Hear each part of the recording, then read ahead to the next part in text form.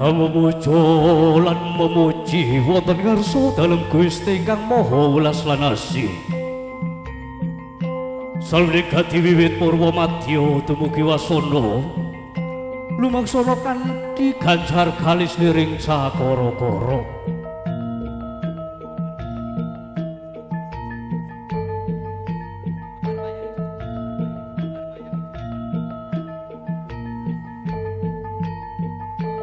Wus dumugi wahyaning mangsa kala dumawi kodrat. Nalika semana titahing Gusti kang akarya jagat kang sifat jalu. Kasebat Bagus Ahmad pisan saroni. Kabeh dening para sepuh pinisepuh ngagem busana sarwi kembar. Tindake asarira kaya gajah holing. Alon-alon wonten ingkang hangasta wujuding kayu klepu Jayadaru Dewadaru ingkang sinebut kembar mayang.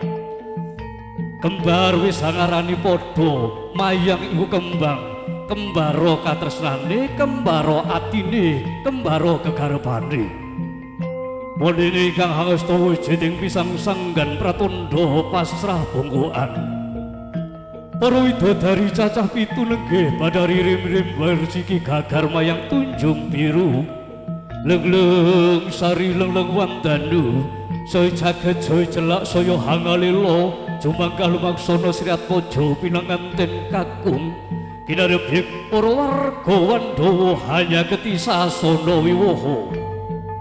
Wadine paran paraga ingkang hangasta wujuding kayu klepu Jayadaru Dewadaru sedya alukir dumateng Sri Atmaja pinanganten putri. Paripurnaning Sri Atmaja pinanganten kakung hanya geti sasana wiwaha. Sampun raras wonten ing benta kursi renengga Sri Atmaja pinanganten putri hajrantos ingkang garwa kakung angadani titilaksana panggih. Ing kaperwakan titilaksana ambalan gantal dumugi parupurnaning gadi kasuhun sedya dumateng para tetangga sepuh pinasepuh ingkang sedya hangestreni. Sri Atmaja pinanganten kakung sedya lumaksana alon-alon Sri Atmaja pinanganten hanya gedi sasana wiwaha kaabet nyangkang para pinudi nenggih Rama dalasanipun.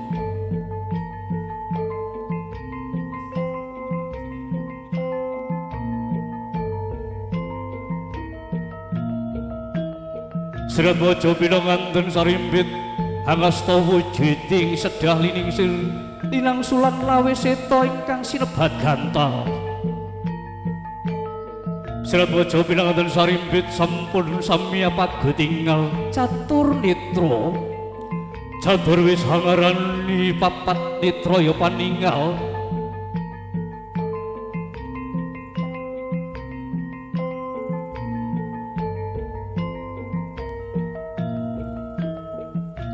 Sedya karumpaka kapratitisaken dening panjenenganipun kadang pangadi sarira pangadi busana.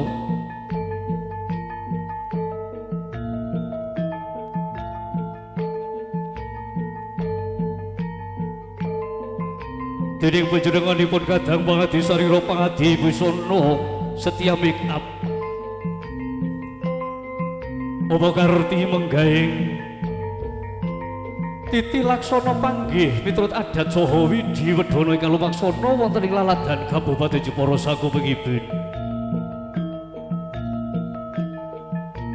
Kepareng sampun samekta inggati satata sajejer Sri Atmaja pinanganten sarimbit sampun sedya hangasta wujuding gantal nuninggi sedah ingkang lininjing langsulan lawe seta.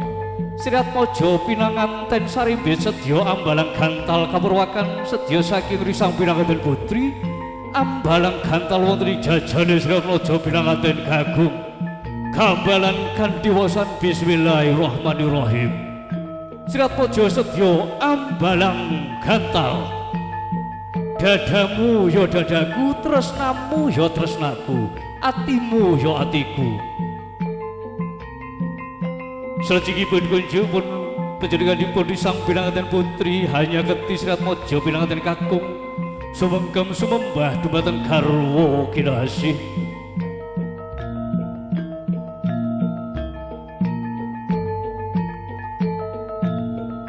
Kaestrenan kaestrenan para tetuwangga sepuh bini sepuh mugi anggenara lumban wonten madyan barain agung lumaksana kanthi ganjar kaliring sakara-kara. Anapai titi laksana pidatiga kepareng kabratitisaken dening kadang Setya Mekapri sang pinanganten putri sedya lenggah hajengku wonten sangajenging garwa kinasih.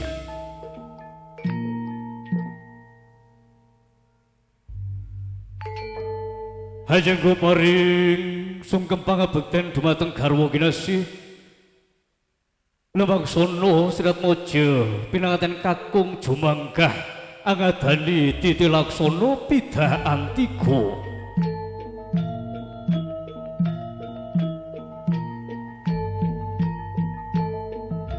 Tumapaing padha ana wujuding kanang antiga pecah sanalika wujuding endhog utawi antiga biar pecah sanalika hamecah pikire hamecah penggalihe pecah saking wewengkoning tiyang asepuh berdikari lan mandiri.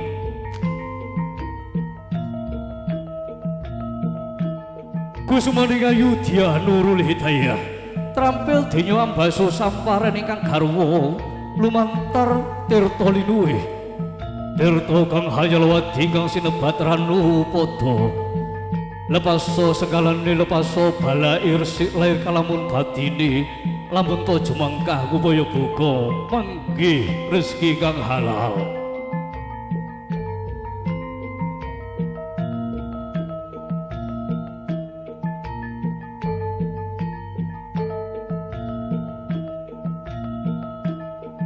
Paripurna Sratmaja pinanganten putri ambaso samparan kang garwa kinasih kepareng garwa kakung kandhe pikukuing raos sing dados katresnan hangangkat pundhakira Sri pinanganten putri winastan junjung derajat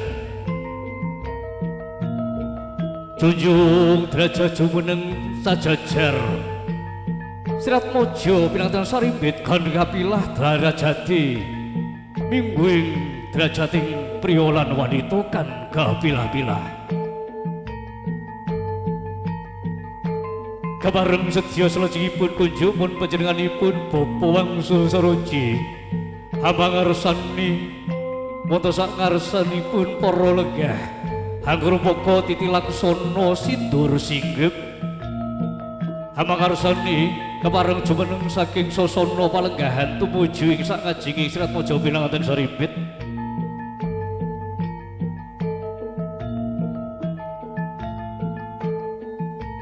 Sindur singep sindur binayang kari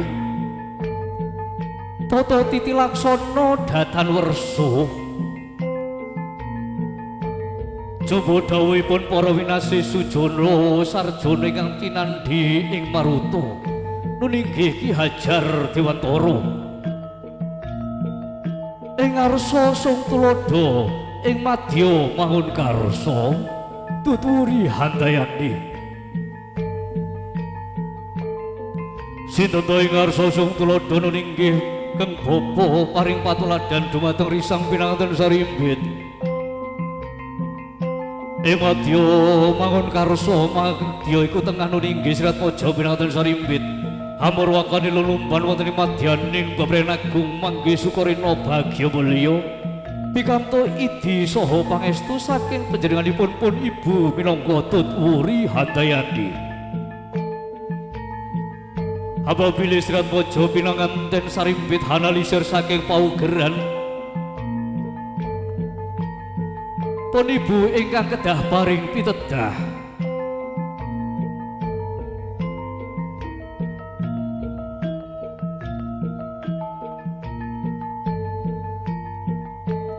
paripurna titi laksana sindur singep kepareng panjenenganipun pun Bapa wangsul saruji kepareng lenggah wonten ing dentoh kursi rinengga hanampi piswanipun Sratmaja pinanganten sarimbit angadani titi laksana tanem utawi panggon timbang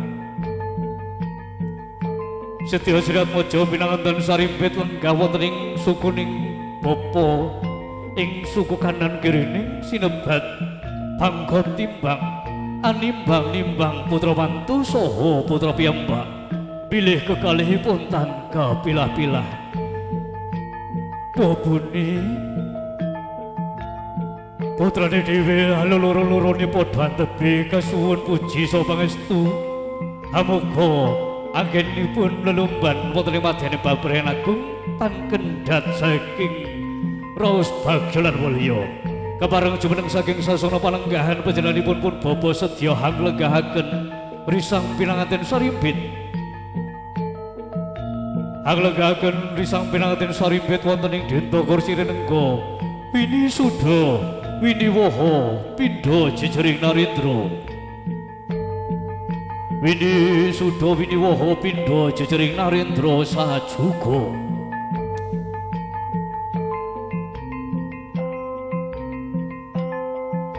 paripurna titilaksana winusudha ning Sirat Mojo pinanganten sarimbit kepareng sedya kapurwagan titilaksana kajar kucur utawi winastan tampa kaya kepareng Sirat Mojo pinanganten kakung jumeneng saking sasana palenggahan kawistara Sirat Mojo pinanganten kakung jumeneng saking sasana palenggahan hangasta wujuding tilam lampus isi woh Kapula Jawa Jenar saha arta rejeh ingkang sedya kasuntak wonten ing panggoning Sirat Mojo pinanganten putri kajar kucur wong liya dadya sedulur isine kacang kawak dele kawak wong liya dadya sanak pralambikane hamba bilih Sirat Mojo pinanganten kakung anggenipun hanyuntak paparing tampa kaya dumateng garwa kinasih Sirat Mojo pinanganten putri tan kececer anggenipun hanampi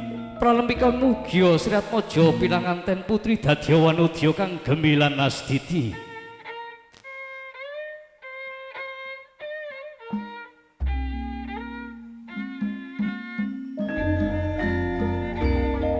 saking para tamu kakung mbah putri kang bagya mulya paripurna titilaksana tampa kaya kepareng sedya hangrumpaka pinanganten kakung jengkar saking sasana palenggahan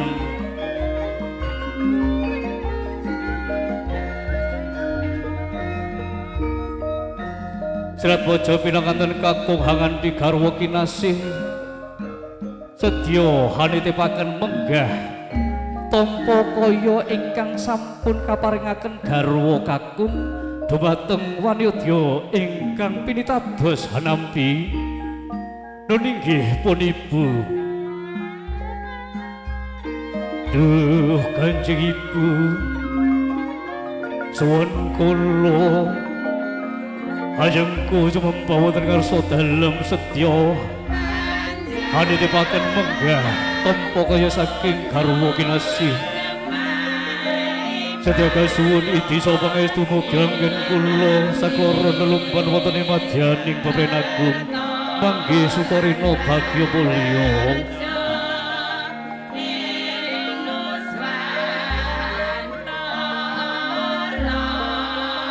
paripurna titilaksana kepareng sedya panjenenganipun pangadi sarira pangadi busana sedya make up kepareng angedani titilaksana tembul bujana andrawina utawi winastan dolangan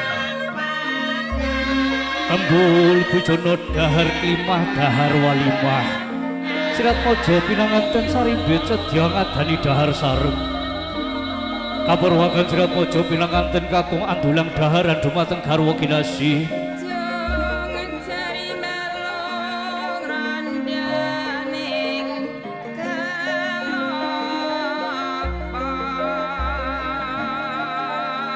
paripurnaning titilaksana imbal Sirat Mojo pinanganten putri atur daharan andulang daharan dumateng garwa kinasih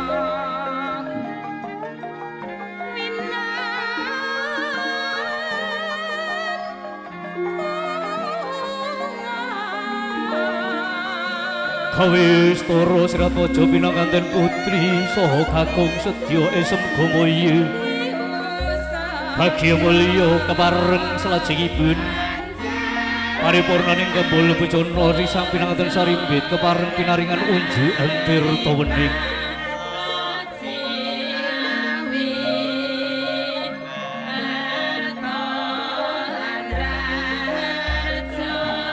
pinaringan unjukan tirta degan ingkang nembe awoh sepisanan Handi pralambi mugi anggenira bebrayan wonten ing madyaning bebrayan agung inggal pinaringan talining brayat Nuninggi pratimo kang bangkit tata jalma tan liya duryah momongan kang soleh saha solehah minangka rengganing Bali Wisma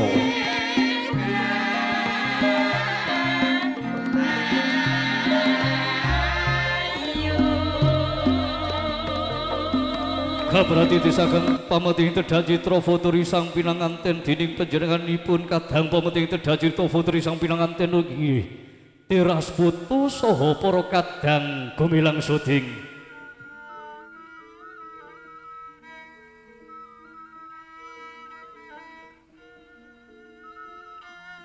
sagyake para tamu paripurna paripurna titilaksana panggih Sirat Mojo kepareng salajengipun hangrumpaka titilaksana sungkem pangabekten miyangkang para pinundi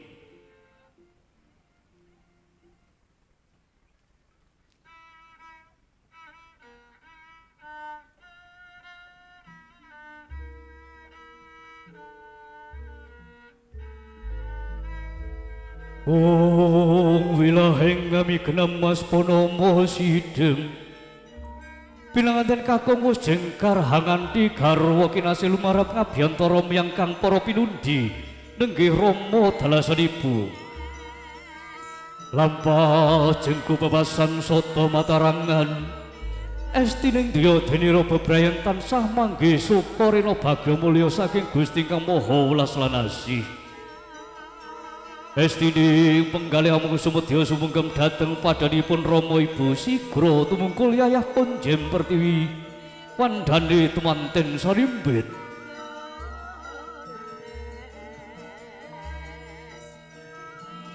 tangkepi ngasta sarta sumembaing jengkoe ring kanan sinartane ing cipta rumasuk ing sanubari Ayun rumentahing pudyastawa saking Rama miwah Ibu Bringestrining driya denira bebrayan tansah manggih sukarena bagya mulya saking Gusti Kang Maha Welas lan Asih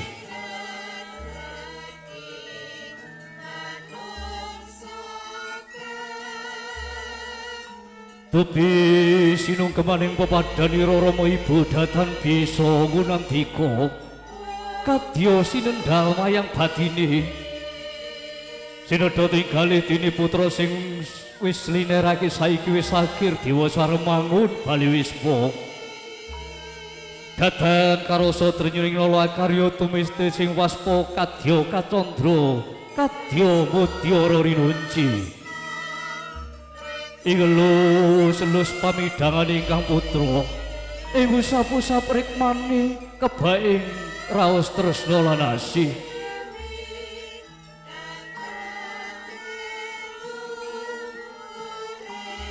terus sungkem ing pepadanira Rama miwah Ibu penganten anggung enget pring pepoyaning kautamin enget marang parwaning durikala linerake aning jagat pepadang kinadang gadang kinudang kudang wiwit alit saengga diwasa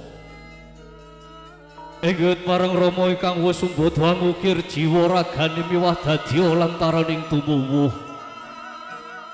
Engget marang punibu ingkang wis kuwawa dadya papaning yuga brata salebeting Lawa Candra Daswari.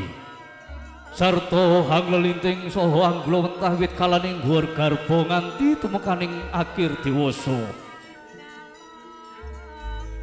Enggut marang punibu ingkang wis kuwawa dadya papaning yuga brata eling-eling risang pinanganten wiwit tumur mulanggung ginunggung wit propoyaning kautamin. Apabila namung sekedap nitra wis bangkit angusadane ning nala nadyan anandang sungkawa cekap ing samudana. Waspada ing semudupi anungnani bilih ingkang putra denira karantang galih.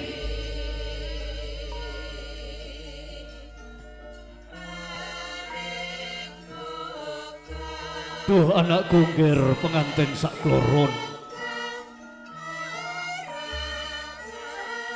Nalikane cilik sira dak kekudang yen to dewasamu bisa winengku dening satriya tamba lan wanita tamba ingkang sumbada hangaya mirik raga lan jiwa raganira ing mengko temekenaing delahan.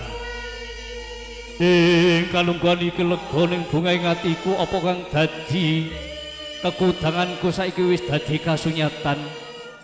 Lelungsan dabab kaling rina pantaran ratrimu ganggenira palakrama biswa tuwuhang rembaka gandhi alendasan rasa tresna kang hangrembaka biswa hangan titupengkaning kaginini alendasan darmaning rasa tresna binarung lan pangestune rama lan ibu kang dumurungi marang palakramanira sarta dak sesuwening rina pantaran ratri mugya anggenira palakrama enggal pinaringan talining brayat awujud pratima kang bangkit tata jalma tan liya nduriyah momongan minangka rengganing bali wisma kang soleh saha solehah. Sanggage para tamu kakung saha putri kang pantos hanampi sekaring pakurmatan.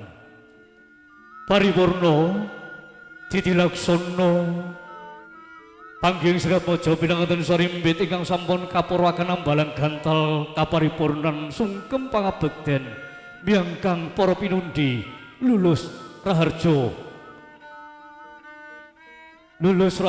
kalis niki sakara-kara. Salajengipun risang pinanganten sarimbit kalenggahaken wonten ing Deta Kursi Renenggo kaabit miyangkang para pinundi rama dalasan ibu. Sanggeng para tamu kakung saha putri kang pantes hanampi sekare pakurmatan kepareng salajengipun hanggurupaka titilaksana pasrah saha panampining Serat Maja pinanganten sarimbit minangka duta saraya kadang pisan minangka cundha kaning kandha nuninggih panjenenganipun Bapa Panidin saha Ibu Siti Barkamah kepareng jumeneng saking palenggahan nuninggih panjenenganipun Bapa Arifin ewusana purih rahayuning sedya sasana saha swasana kunjuk dumateng panjenenganipun Bapa Arifin kaabit dening panjenenganipun Bapa Panidin saha Ibu Siti Barkamah ewusana purih rahayuning sedya sasana saha swasana hamung sumangga duwin kula duwin.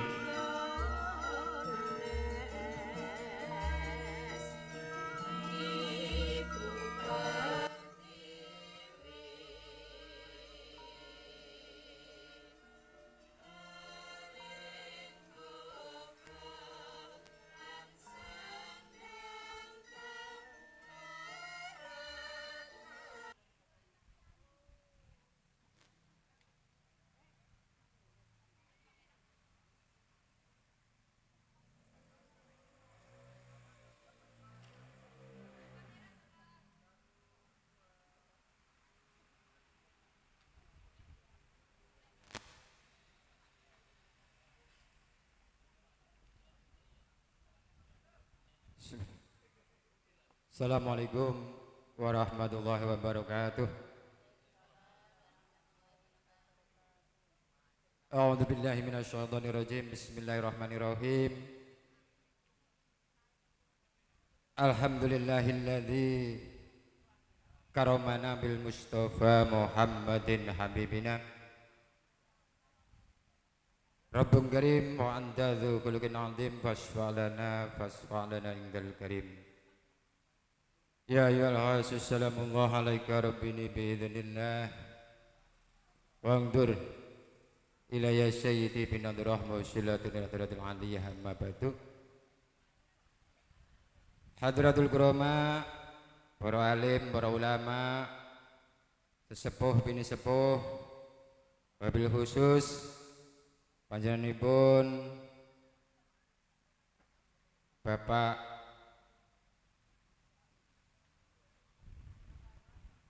Wangsul Saroji dalah Ibu Kamijah selaku sahibul hajah ingkang tansah kawula takzimaken. Dumateng temanten kekalih inggih menika panjenenganipun anak kawula Ahmad Mizan Zahroni lan ugi inggih menika Nurul Azizah ingkang saat punika nembe kemawon inggih punika nglampahi akad nikah ingkang berbahagia. Dumateng muga simul auqat atawin paranata acara ingkang sampun maring wekdal dumateng kawula ingkang kawula hormati. Lan ugi mboten kesupen dumateng sedaya ingkang rawuh ingkang kawula hormati ugi. Wonten kesempatan ingkang penuh barokah siang punika monggo sareng-sareng melahiriahkan raos puja syukur wonten ngersa dalam Allah Subhanahu wa taala kanthi ucapan alhamdulillahirabbil alamin.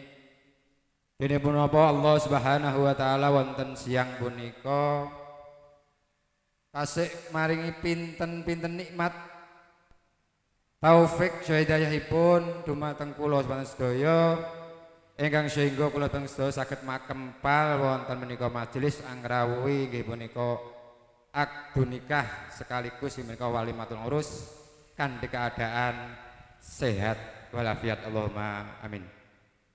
Kaping kalihipun selawat salam monggo sareng-sareng kita aturaken dhateng junjungan kita baginda Rasulullah sallallahu alaihi wasallam bi qaulina Allahumma sholli ala sayyidina Muhammad. Mugi-mugi kanthi waosan selawat kula wau saestu-estu kula sabanten sedaya dipun akeni dados umatipun ingkang sehingga kula tansah syafaatipun beliau Rasulullah sallallahu alaihi wasallam Allahumma amin. Dumateng para rawuh sedaya ingkang hormati kawula wonten mriki nggih punika kapurih matur atawin masrahaken punapa ingkang dados tugas kula sakdenipun. Kawula wonten mriki mewakili nggih punika saking pengombyong temanten kakung nggih menika mewakili keluarga besar panjenenganipun Bapak Panidin Ibu Markamah nggih punika ngaturaken maturun sanget atas sedaya panghormatan atawin punapa kemawon ingkang sampun dipun paringaken dumateng kula saha sedaya pangombyong penganten saking Bojonegoro Pak nggih. Maturun sanget atas sedaya ingkang sampun dipun paringaken kala wau. Lan ugi kawula wonten mriki nggih menika kapurih masrahaken ingkang putra nggih punika keponakan kula piyambak nggih menika Mas Mizan kapurih masrahaken dumateng keluarga mriki kawula pasrahaken kanthi bismillahirrahmanirrahim kula pasrahaken dumateng keluarga mriki. Lan kula pasrahaken kanthi glondongan Pak. Maksudnya glondongan niku tesih utuh. Dereng nate nggih punika omah-omah Mas Roni niku. Lan ugi pindah malih kula titip Mas Roni kula titipaken mriki kanggepa putra kiyambak Pak. Keranten nek dianggep niku dianggep mantu, mengke nek Mas Roni Mas Mizan niki gadah atawin kirang tata caranipun mengke pekewuh manggenipun badhe ngelingaken. Jenengan elingaken mawon mboten napa. Awit antaranipun Bojonegoro kalih Jepara mriki pasti niku mboten sami Pak.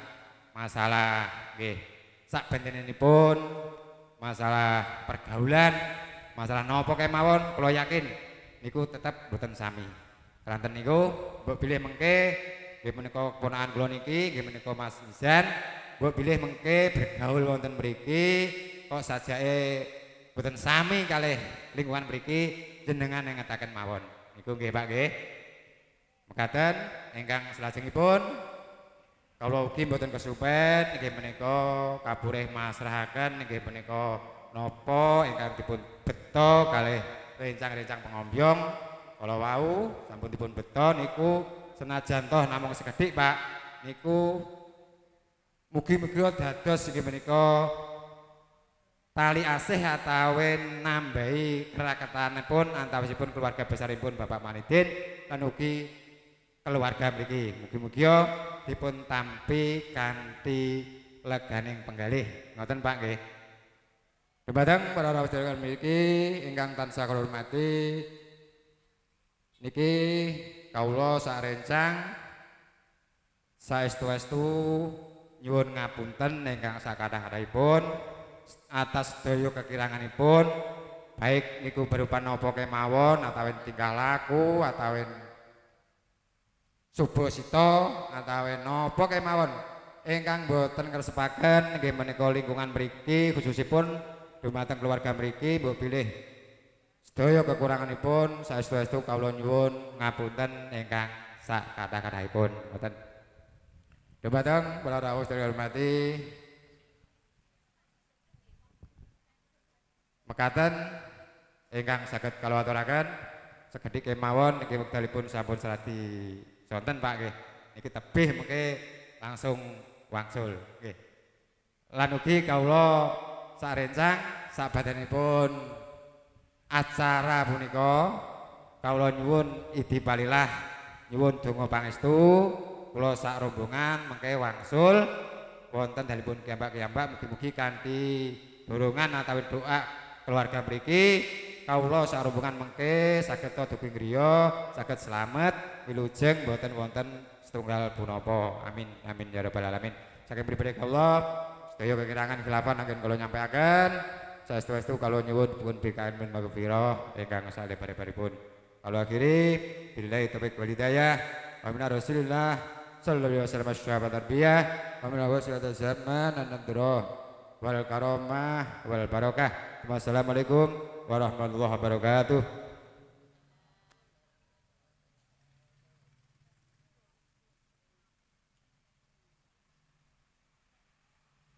Pratitis paring pangatika panjenenganipun Bapak Arifin ingkang sampun kepareng ambabar pangatikan pasrah minangka cundhakane kondo kadang duta sarya saraya ingkang sampun kepareng. Salajengipun imbal pangatikan panampi minangka talengi basa kadang pamekugati nunggih Bapak wangsul saroji sekalian garwa kepareng jumeneng saking sasana palenggahan kunjuk dumateng panjenenganipun Bapak Kyai Ahmad Qadirun ewusana murih rahayuning setya sasana saha swasana hambung sumoga dun kula nuwun.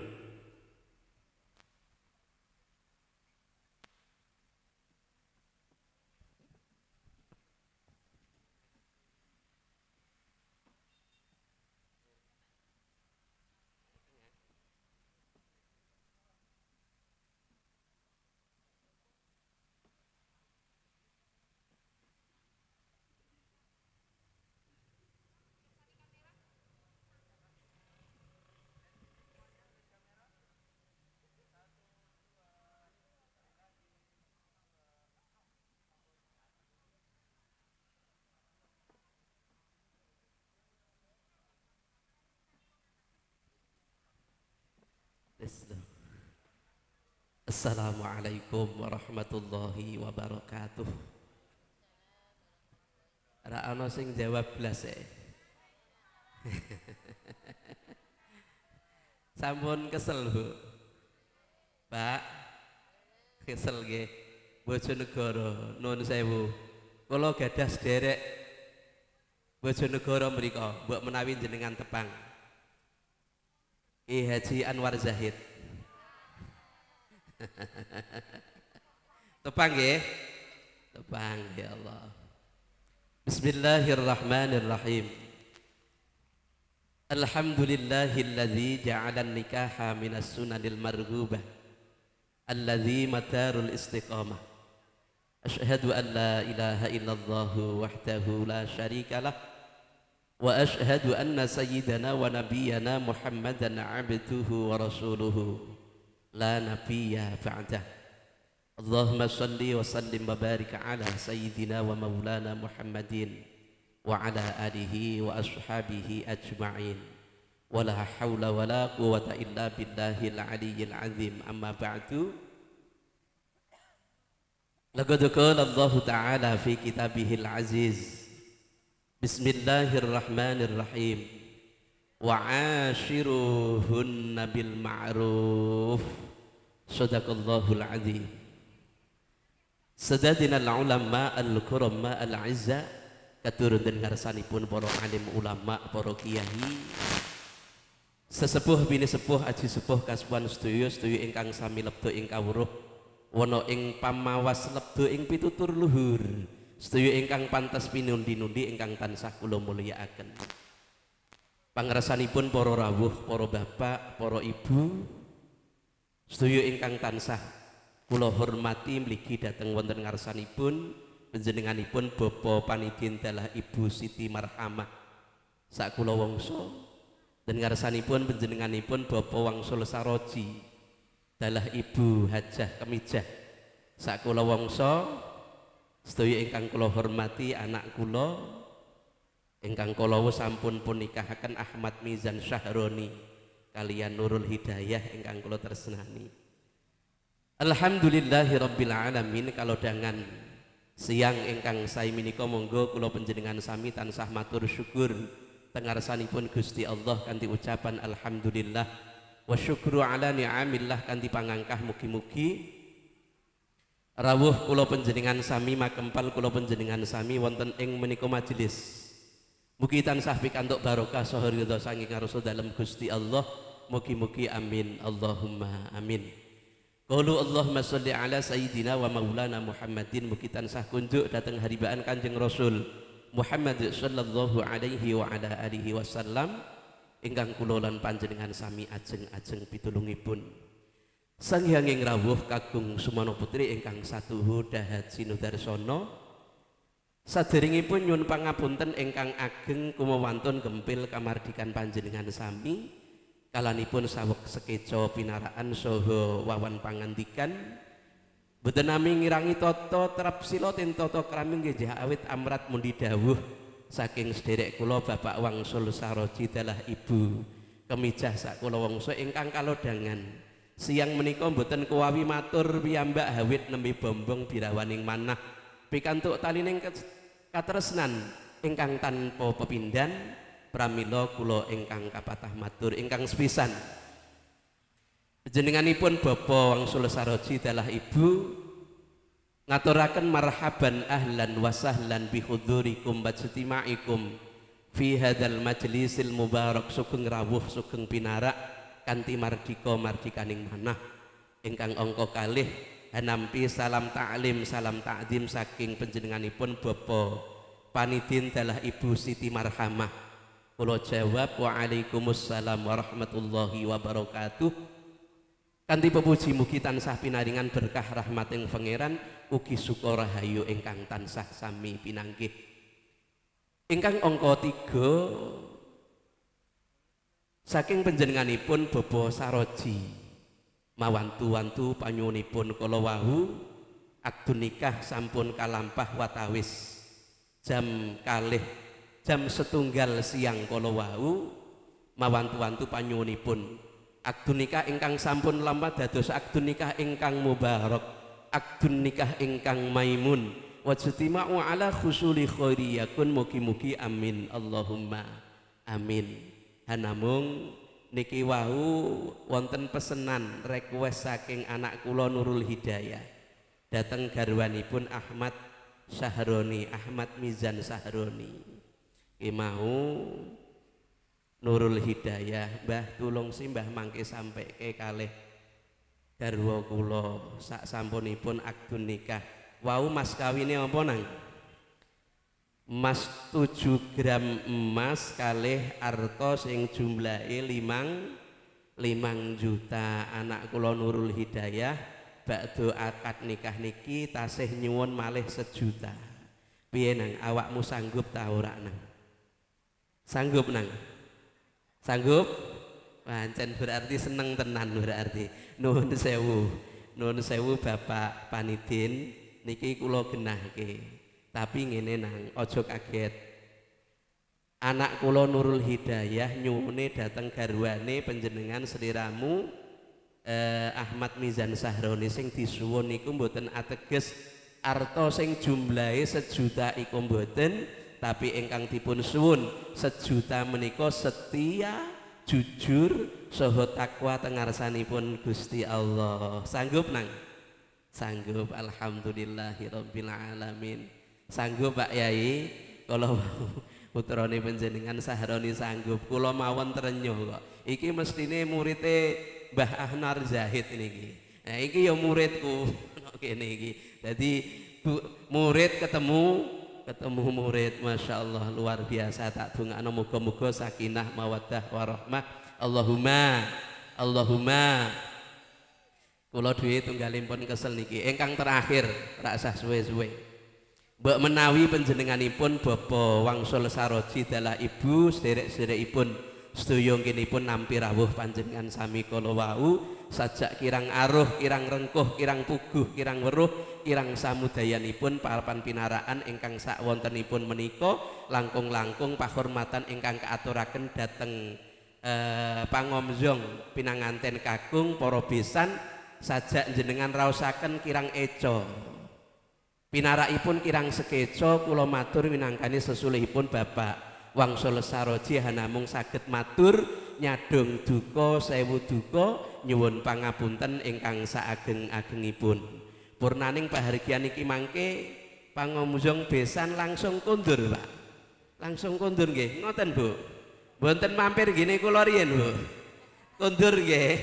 Kondur ya Allah. Salam kalih Mbah Anwar Zahid nggih. Niki ya Allah Gusti. Wau mriki pinten bis Pak?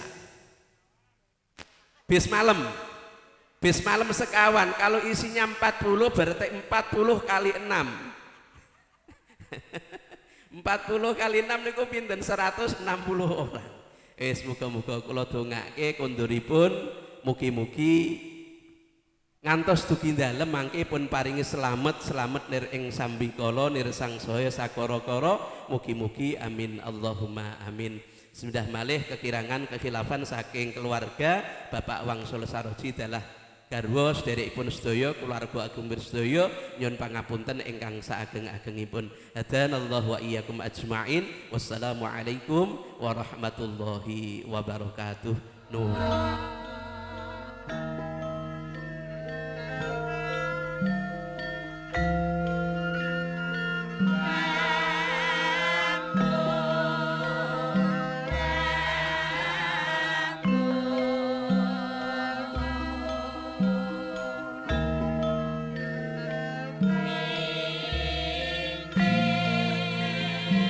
Dadas titis paring pangadika panjenenganipun Bapak Kyai Ahmad Kotirun minangka talanging basa kadang pamukati paripurna titilaksana pasrah panembing Sirat Mojo pinanganten Sarimbit kepareng kunjuk dumateng priagung kekalih kaaturaken agunging panuwun ingkang tanpa pepindhan saking para tamu kakung saha putri ingkang pinantoy karaharjan. Salajengipun kasuwun saking panjenenganipun kadang pamengkugati nggih Bapak Wangsul Saroji sekalian garwa. Kepareng kunjuk titilaksana kembul bujana Andrawina, kepareng para kadang pramusaji juruladi, kepareng enggal sapata egati sedya atur pasugata daharan dumateng para kadang ingkang winunggu utaminipun para kadang pangombyong risang pinangaten kakung wonten ing sasana palenggahan sinambi kalajengaken pameting tedhak citra foto risang pinanganten utaminipun para kadang pangombyong risang pinanganten kakung langkung rumiyin kaprastitikaken dening para kadang teras foto. Para kadang, para bapak, para ibu sumangga ingkang utami langkung rumiyin saking keluarga tepanten kakung kepareng jumeneng saking sasana palenggahan hangrupoka titilaksana pamete ing tedhak citra foto sareng pinanganten Sarimbit sumangga Selajengipun kunjuk dumateng kadang juru ladi para ibu pramusaji kepareng sabekta egati atur pasugata daharan ingkang sampun kasumadyakaken dumateng para kadang panyengguyung risang pinanganten kakung.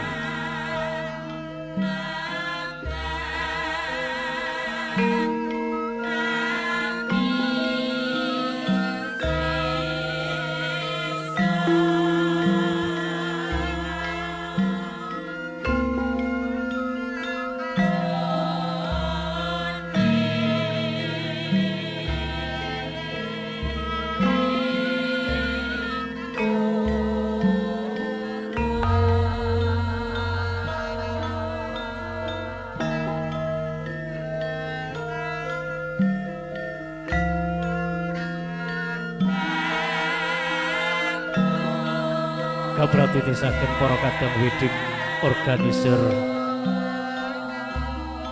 Faiz Production kepareng habratitisaken menggah titilaksana pamating tedak citra saking keluarga Guntumaten Kakung saking para tamu katri uninga pilih titilaksana pawiwahan agung dawing Serat Mojo Pinanganten Sarimbit kasengguyung dening para kadang fotografi teras foto kadang pangadi sarira pangadi busana setia make up Hina Vivi Hina seserahan dening kadang Ririn Syahria hand bucket Hira Flowers Sanggul Yoyo Setiawan dene panyengguyung ingkang setya hambratitisaken menggah wuling pradonga nuninggih kadang NS Audio kadang gumilang syuting boten katelupen tratak dekorasi kadang Faiz Production Wedding Organizer.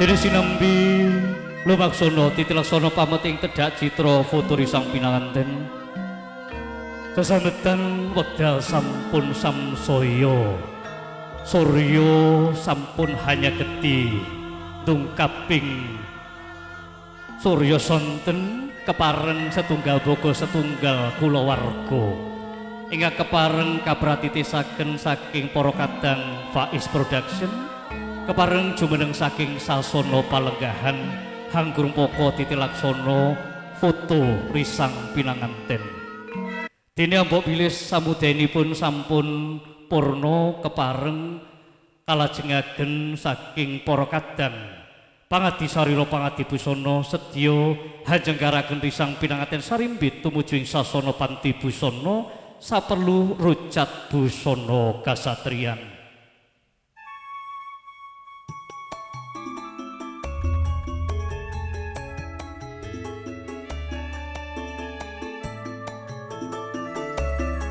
Blub-blub sinambi andare akan foto risang pinanganten Sarimbit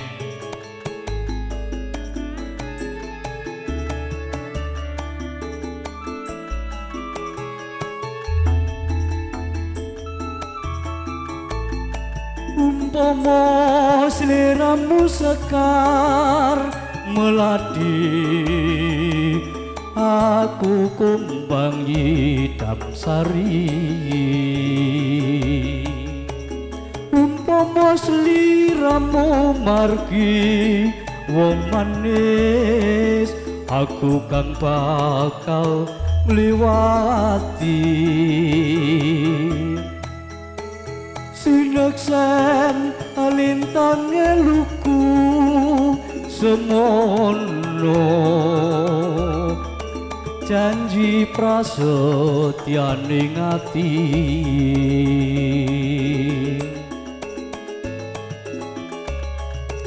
tansah kumandeleng netra rinasa karo sora saning driya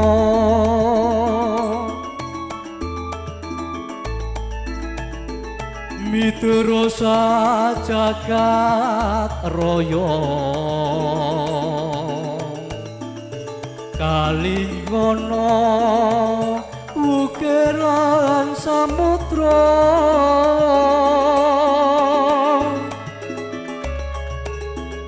ora ilang memanise aduh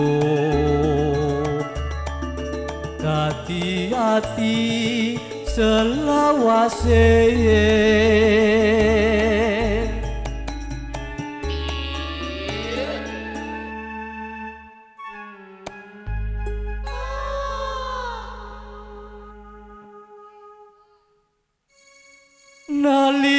nalikaniro ing dalu atiku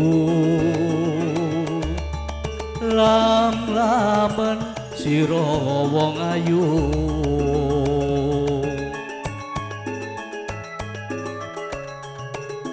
nganti mati ora bakal lali alakai alintange mlaku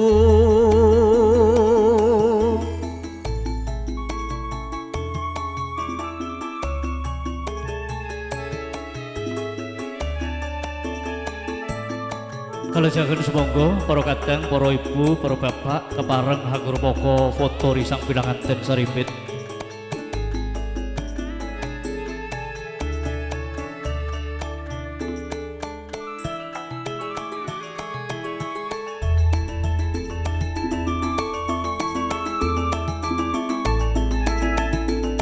Umpama sliramu sekar melati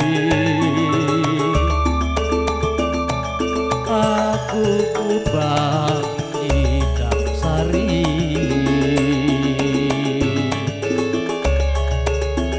umpama sliramu margi wong manis aku kang bakal liwati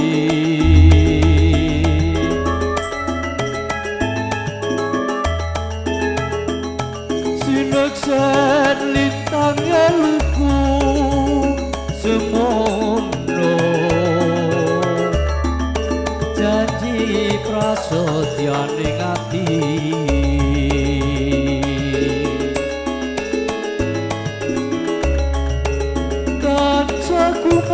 kumadeleng netra rinoso karasara sanding triya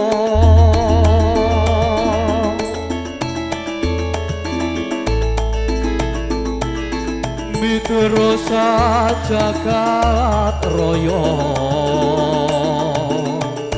kalingono ukiran samudra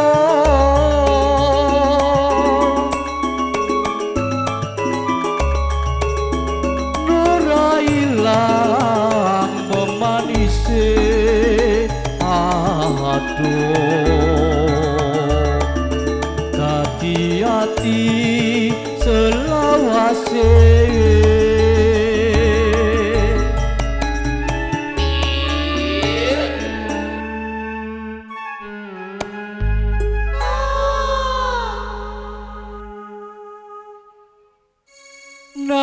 nalikaniro ing dalu atiku lam-lamun sira wong ayu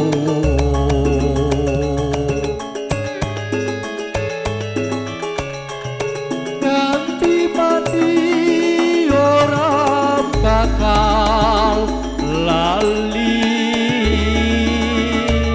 alakai lintangi mlaku sagage para tamu kakung saha putri kang pantosan ambis karing pakurmatan satunggaling ira-irahan idam sari kunjuk dhumateng panjenengan sinambi aglajengaken foto risang Pinanganten nuwun sewu sampun sayah menapa dereng sampun menika saking para kadang wedding organizer Faiz Production sampun nyabektaken kuis berhadiah. Nun sewu wonten ingkang badhe kepareng nderekaken kuis napa boten? Wah, nun sewu Bapak Ibu. Nun sewu, ada yang mau ikut kuis berhadiah? Wah, mau dong. Sing kersa sing arep ntok sing mburi ora kepengin. Kersa napa mboten? Kersa. Lah semangat ketoke ngono kat kok lemes terus. Sampun dahar napa dereng? Sampun alhamdulillah. Menika saking para kadang Faiz Production sampun nyambektaken pinten-pinten hadiah menika. Wonten nah menika iPhone 17, lajeng kulkas 3 pintu, lajeng wonten tempat tidur. Nah, tempat tidurnya abot gawone. Oh, gambare. Aji, menika kula purwakani kemawon ingkang saged jawab. Nah, mengke astane diacungke langsung jawab. Ngoten nggih? Oh, liya-liyane do testing kene testing dhewe ora apa-apa. Haji, angka sepisan menika. Vendor apa utawi WO apa, wedding organizer apa yang digunakan pada kegiatan perhelatan mempelai berdua hari ini? Iya, tunjuk jari. Walene buripol kae mesti tanggane dhewe kae mesti. Wah, wis diplayoni. Oh, iki sik wae ora apa-apa, sik cedhak sik. Wah. Sik buri dhewe ning kono keri. Jumeneng, Bu. Namine Bu, asmane sinten? Lili. Sinten? Bu Lili. Oh, Bu Lili nggih. Jawabanipun menapa, Bu? Faiz Production. Faiz Production. Sampun tepang piyantune, Bu? Dereng ki ning kene tek sing ilang meneh. Oh, ilang nggih, Bu. Aja leres Faiz Production. Aja diaturke, Nduk. Ya. Selajengipun, wah ketok anggere ngene iki ampun dipun pirsani isine, Bu. Bareng tak buka jarene mau iPhone bar-barane sampo. Oh, sampo malah migunani kok nggih. Lajeng menika, wah. Sampun samuta gati ugi ingkang kalih kalawari sang pinanganten dados wanudya ingkang gandos luwul dipeni tambah ayu, mestine wonten rias pengantenipun. Nggih, siapa atau apa nama rias penganten yang mempersolek cantiknya pengantin kita hari ini? Tunjuk jari.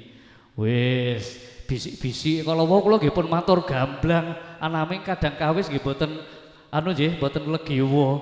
Ayo sinten? Apa nama mua? Nah, utawi rias pengantin yang digunakan untuk perhelatan perkawinan pada kesempatan siang hari ini. Boten wonten ing pirsa? Wah, iki sing buri-buri tanggane ya ora ngerti gitu Lah, boten saged nggih? Wah, anak boten sampun ngaku kalah. Aku ngalah wis. Gentos selajengipun. Niki wis nek iki ora kelingan ketok ya kebangetan ketoke. Pak Yai barang kalau wau kudune bisik-bisik diaturi pirsa. Berapa tanggal ulang tahun risang pinanganten putri? Wah, iki ulang tahun risang pinanganten putri tanggal pinten? Wah, iki ketok ora ana sing dibocori pancen. Wah, sakake iki lek ora ana sing ora ana sing entuk kabeh.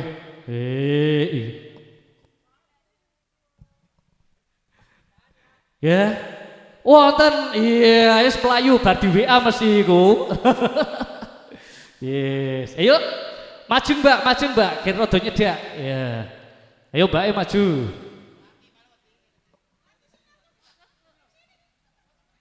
Ya kan ketok ning ngarep bareng kok. Fotonen Mas rapopo Mas ketok Mbak iki fotonen ta? Nggih, asmane sinten, Bu? Ibu Vera. Bu Vera, dalemipun pundi? Sebelah. Waduh, ngono iki lho. Ngono iki dalemipun di sebelah karo melinguk ngene. Jawabipun napa, Bu? 11 Desember 99. 11 Desember 99. Leres nggih? Iki mesti esuk-esuk dikandhani iki mau karo Mbak Nurul. Nggih, matur nuwun. Selajengipun. Nah, niki sami foto-foto sedaya. Apa nama fotografer kita hari ini? Wah, ganti liyane. Sing durung lo. Ayo siapa nama fotografer kita yang wah cekatan pakai hitam-hitam semua ini, tunjuk jari. Nak boten perso tukang foto ini diceblek jenengmu sopo. Ayo, nggih, yo. Ayo ngadeg yo. Ayo adik apa ibuke? Ayo dipilih salah siji. Yo adik isik, ya. Ayo sopo? Oh, wis tunjuk jari kok isih sopo? Namanya siapa, Dik? Laila. Siapa? Laila Canggung. Jawabannya apa? Apa tah tuh Bu? Apa toh jane jawabe? Ah, iki lho jane sing arep jawab sing endi? Hah? Apa jawabannya? Alah Yung, iki kepiye to iki? Ameh jawab malah mijet ibuke. Alah. Apa? Apa to mau? Hah? Gumilang. Lah kurang pas. Tukang fotone, Gumilang tukang syutinge. Ayo parani, wani piro kowe takok naku? Ayo wani piro kenalan sik ah.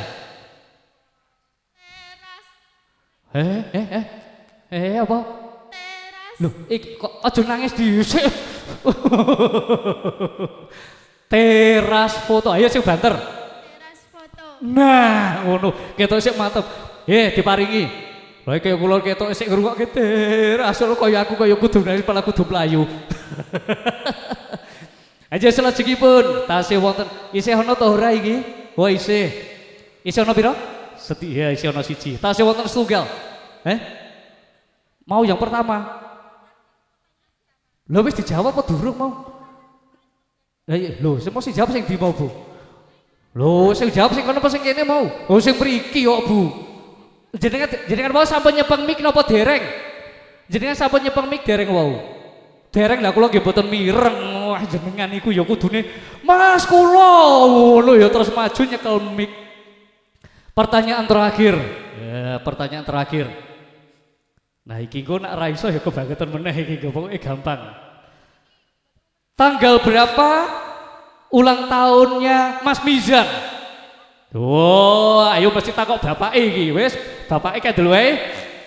Ayo, malah bapake dhewe malah supe Pak Saro, malah supe ketoke. Nggih. Pak Pan ini malah supe. Nggih.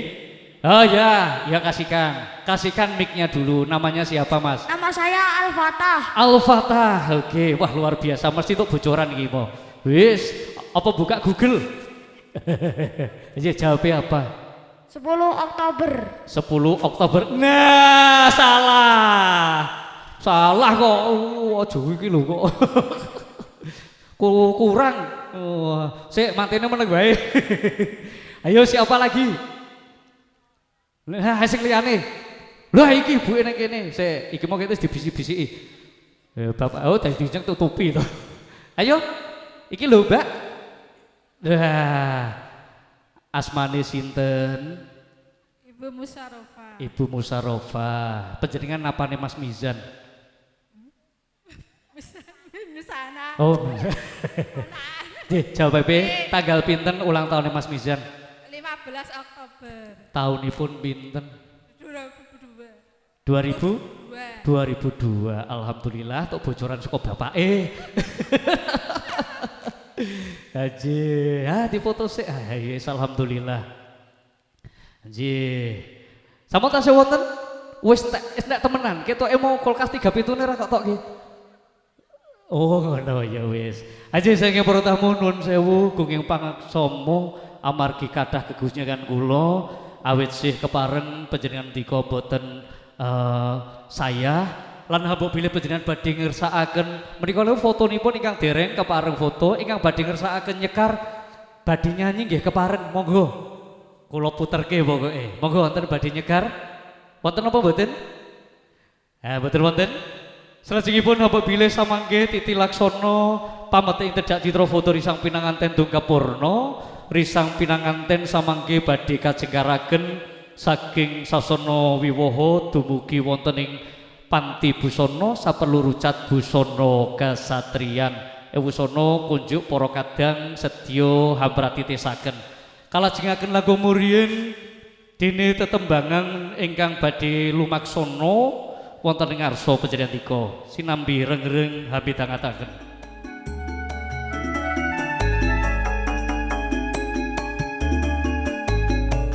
Apabila badhe ngersakaken sumangga kepareng tumuju wonten ing sakajenging sasana wiwaha.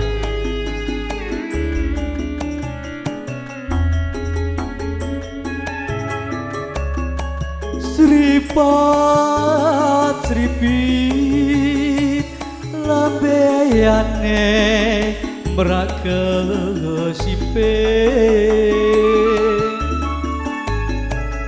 kandhes luwes wiragane angklap lambi sedet singset besus anga dibu sono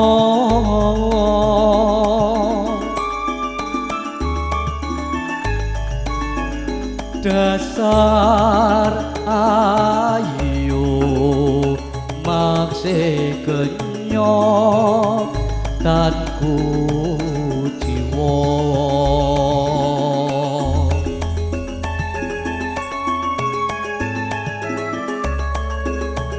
gak caketi aduh mesem sepet madu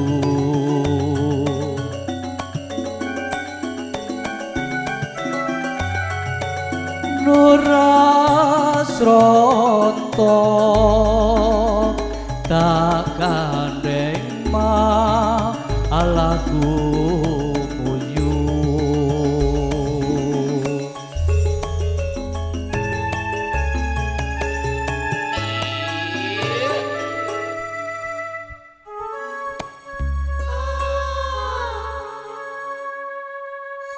katon bunga kenyokan bi endohap sari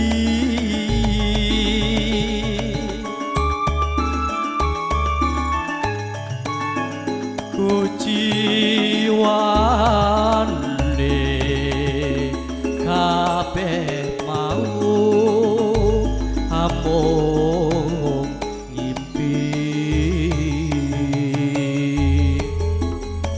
Salajengipun sedaya dumateng para kadang panjenengan risang pinanganten kakung keluarga agung saking Bojonegoro sumangga setunggal bangsa setunggal keluarga kepareng jumeneng saking sasana Panenggahan hanggape risang pinanganten Saripit kapeten Tedhak Citra sareng pinanganten Saripit.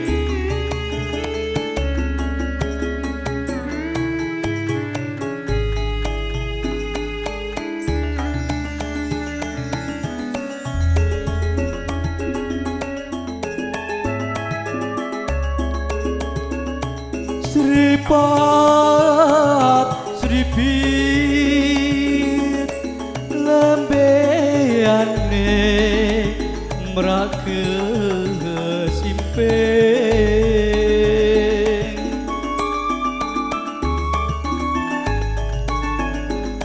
kandhes luwes wiragane anglam lambi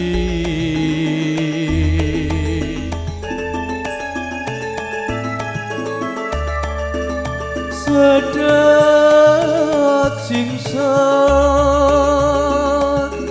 besus anga ibu sono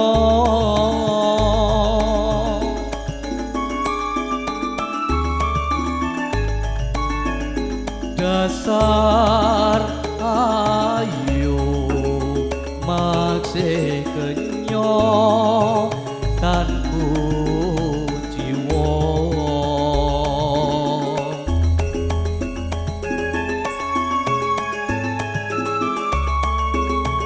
gak caketi aduh mesem sepet madu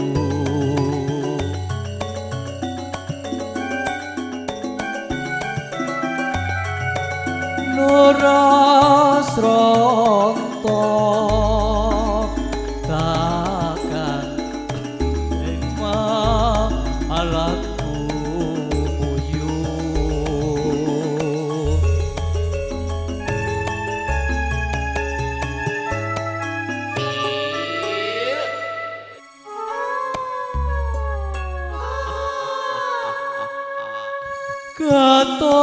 keton bunga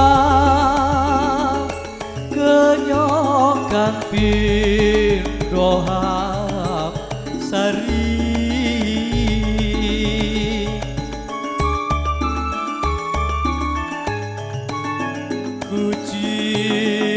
kujiwande kabeh mau amung ngimpi.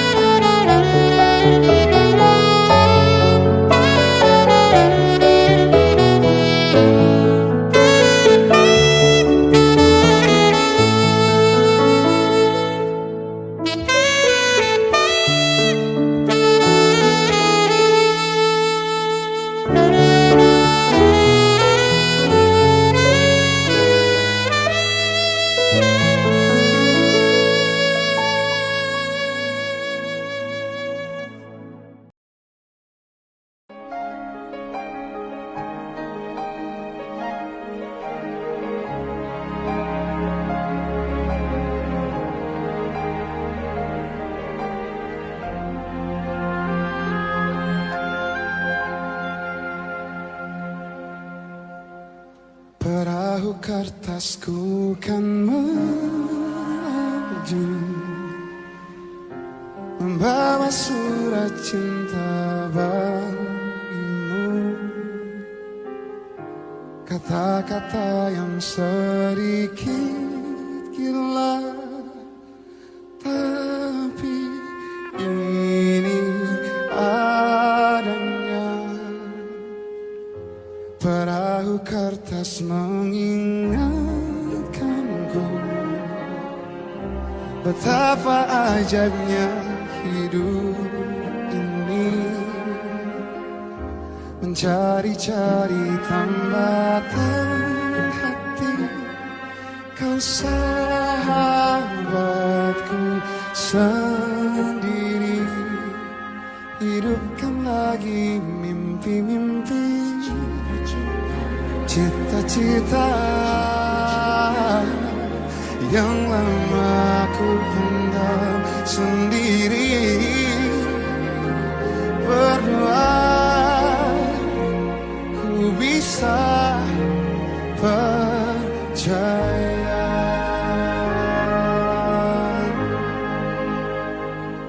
Ku bahagia telah terlahir di dunia, dan kau ada di antara miliaran manusia, dan ku bisa dengan radarku menemukanmu.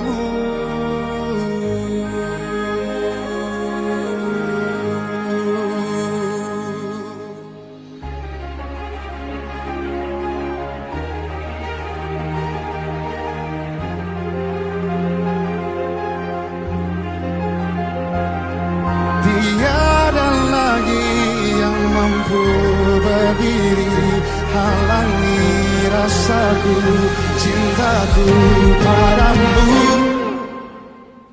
Ku